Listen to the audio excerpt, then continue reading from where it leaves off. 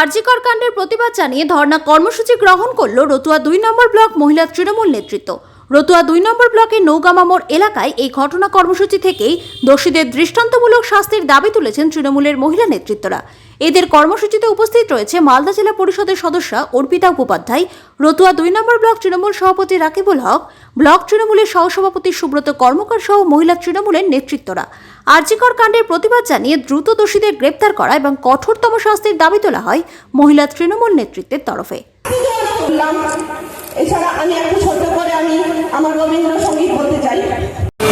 মঞ্চে বসেছি, আমরা চাই যে ধর্ষণকারীদের ফাঁসি হোক এবং শাস্তি হোক। আজ 19 দিন হয়ে গেল, সিবিআই এখনও কিছু করতে পারছে না। আমরা যত তাড়াতাড়ি সম্ভব আমরা তাদের ফাঁসি এবং শাস্তি চাই। ফাঁসি অতি অবশ্যই আমরা চাই। এইটাকে নিয়ে যেন কোনো রাজনৈতিক দল বিশৃঙ্খলা তৈরি না করে। আমাদের রাজ্য যেমনি শান্তিপূর্ণ ছিল, আমরা সেই রকমই শান্তিপূর্ণ রাজ্য চাই। আমরা আজকে ধর্ণা মঞ্চে এসেছি। আমরা চাই মৌমিতা হত্যাকাণ্ডের দোষী ফাঁসি এবং শাস্তি চাই। চলছে মাননীয় মুখ্যমন্ত্রী তথা তৃণমূল কংগ্রেসের সুপ্রিমো নির্দেশে রতুয়া ২ নম্বর ব্লকে আজকে আমরা মহিলাদের নিয়ে যে ধর্ণা নির্দেশ দিয়েছেন সেই ধর্ণা মঞ্চে আমরা বসেছি।